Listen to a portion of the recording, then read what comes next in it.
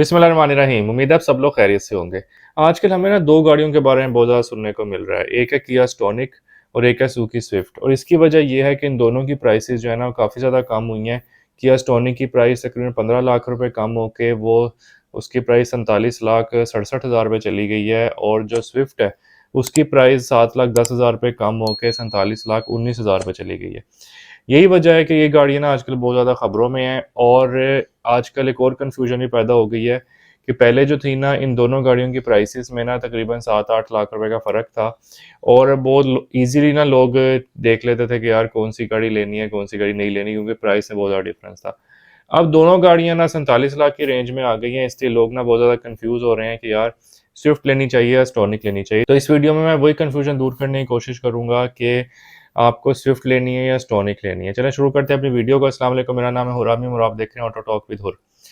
तो जो है ना सबसे पहले अगर मैं स्टॉनिक की बात करूँ, स्टॉनिक किया वालों की गाड़ी है। और ये जो है ना ये क्रॉसओवर एसयूवी कैटेगरी की गाड़ी है। यानी कि इसको वैसे देखने में कुछ लोग ना हैचबैक से भी कंफ्यूज करते हैं, लेकिन बेसिकली हैचबैक नहीं है। ये क्रॉसओवर एसयूवी जो है ना उसकी कैटेगरी की गाड़ी है, क्योंकि इसकी जो हाइट है और इसकी जो सीट पोजीशनिंग है और जो इसका साइज़ है वो ना एक क्रॉसओवर एसयूवी के हिसाब से ना उससे थोड़ा सा मैच करता है। इसलिए उस कैटेगरी की गाड़ी है, ये हैचबैक गाड़ी नहीं है, इसलिए आपको इससे कंफ्यूज नहीं करना चाहिए। ठीक है, अब दूसरी बात ये है कि क्योंकि दोनों गाड़ियों जो है ना सुजुकी स्विफ्ट हो गई या किया स्टोनिक हो गई, इन दोनों की प्राइसेस जो है ना वो तकरीबन एक जितनी हो चुकी हैं, दोनों 47 लाख की रेंज में आ चुकी हैं। इसलिए आज के लोग कंफ्यूज होते हैं कि यार 47 लाख रुपए हैं, स्विफ्ट लें या स्टोनिक लें। तो मैं इस वीडियो में आपको ये बताने लगा हूँ कि कौन सी गाड़ी आपके लिए बेहतर है। तो सबसे पहली बात ये है कि जो स्टोनिक है, स्टोनिक के अगर हम ऑप्शंस की बात करें तो इस स्टोनिक पहली बात तो किया की गाड़ी है। सुजुकी से वैसे ही लोग जो है ना बड़े कंफर्टेबल तो हैं, लेकिन समटाइम लोग चाह रहे होते हैं कि यार सुजुकी नहीं लेनी, कोई और डिफरेंट कंपनी गाड़ी लेते हैं। और किया जो है ना वो बड़ी अच्छी ऑप्शन मिल जाती है लोगों को फिर। अब जो है ऑप्शंस में अगर हम देखें तो स्टोनिक जो है उसमें 6 एयरबैग हैं, किया में और जो है स्विफ्ट में भी 6 एयरबैग हैं। मैं इस वीडियो में ना ऑप्शन बाय ऑप्शन कंपेयर करूंगा और फिर आपको एंड में बताऊंगा कौन सी गाड़ी बेहतर है। सबसे पहले जो स्टोनिक है उसमें भी 6 एयरबैग हैं, स्विफ्ट में भी 6 एयरबैग हैं। स्टोनिक में पुश स्टार्ट है, स्विफ्ट में भी पुश स्टार्ट है। स्टोनिक में क्रूज कंट्रोल है, स्विफ्ट में भी क्रूज कंट्रोल है। स्टोनिक में पार्किंग सेंसर्स हैं, स्विफ्ट में भी पार्किंग सेंसर्स हैं। स्टोनिक जो है उसमें जो उसका जो स्टेयरिंग व्हील है वो डी शेप है, और जो स्विफ्ट है उसका स्टेयरिंग व्हील भी डी शेप है।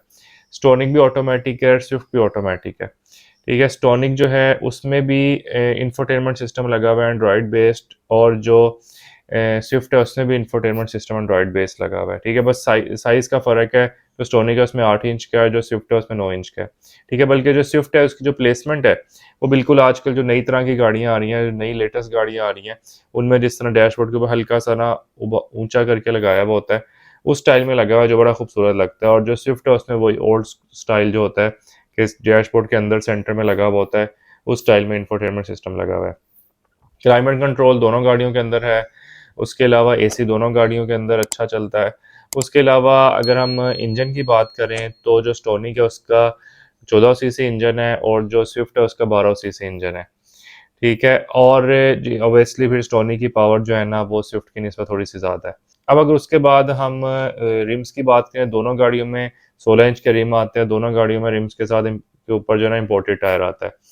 ठीक है, अब जो है बाकी जो चीज़ें हैं, बाकी जो मेन चीज़ें होती हैं, दोनों गाड़ियों में क्रूज़ कंट्रोल है।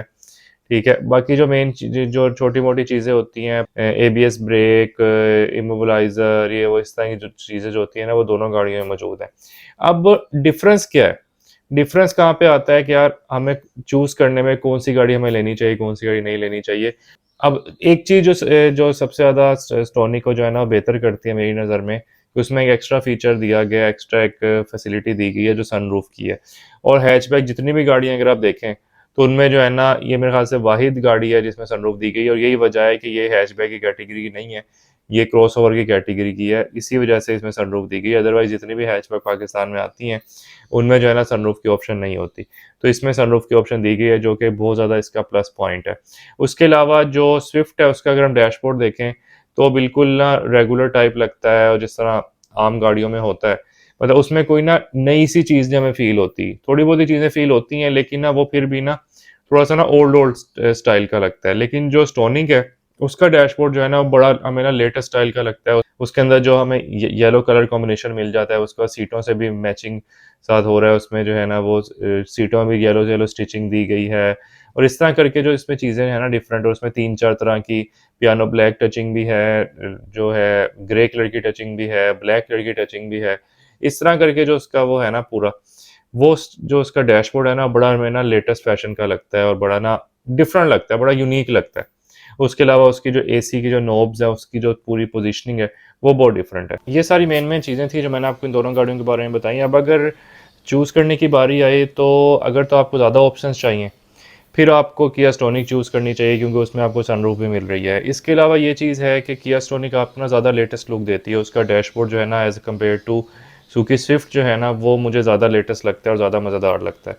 उसके अलावा किया स्टोनिक जो है उसका जो डिज़ाइन है वो भी मुझे स्विफ्ट से ज़्यादा बेहतर लगता है। लेकिन अगर तो आप सूखी में ज़्यादा कंफर्टेबल हैं और आपको रीसेल ज़्यादा चाहिए, तो फिर आपको मेरे ख्याल से सूखी लेनी चाहिए, क्योंकि सूखी गाड़ियों की रीसेल ज़्यादा होती है एज़ कम्पेयर टू किया। अगर मैं फ्यूल एवरेज की बात करूँ तो किया स्टोनिक जो है उसकी फ्यूल एवरेज जो है ना वो शहर के अंदर 11 से 12 किलोमीटर पर लीटर है एसी के साथ, और लॉन्ग के ऊपर उसकी एवरेज जो है ना वो 13 से 14 किलोमीटर तक चली जाती है। लेकिन जो सूकी स्विफ्ट है उसकी एवरेज जो है ना वो शहर के अंदर 14 से 15 किलोमीटर है एसी के साथ, और लॉन्ग के ऊपर उसकी एवरेज जो है ना वो 16, 17, 18 किलोमीटर तक चली जाती है। तो ये है कि अगर एवरेज वाइज अगर आप देखेंगे आपको ज़्यादा अच्छी एवरेज वाली गाड़ी चाहिए, तो फिर आपको जो है ना सुजुकी स्विफ्ट चूज़ करनी चाहिए, क्योंकि सुजुकी स्विफ्ट की जो एवरेज है वो स्टोनिक से ज़्यादा बेहतर है।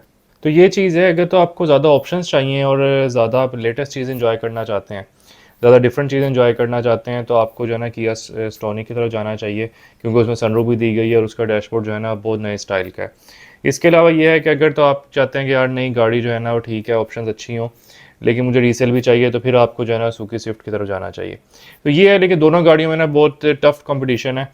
कोई किसी पॉइंट में कोई गाड़ी आगे निकल रही है, किसी पॉइंट में कोई गाड़ी आगे निकल रही है। तो ये जो है ना ये हर बंदे का अपना डिसीजन होगा कि वो इस प्राइस बजट में कौन सी गाड़ी लेता है। उम्मीद है आपको वीडियो पसंद आई होगी। अगर आपको अब कन्फ्यूजन होगी कि यार कौन सी गाड़ी लेनी चाहिए, वो थोड़ी सी क्लियर हो गई होगी।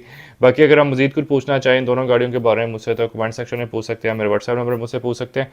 मैं कोशिश करूँगा जल्दी जल्दी आपको रिप्लाई दूँ। अब तक मुझे इजाज़त दे, मिलते हैं इंशाल्लाह किसी अगली वीडियो में। अस्सलाम वालेकुम।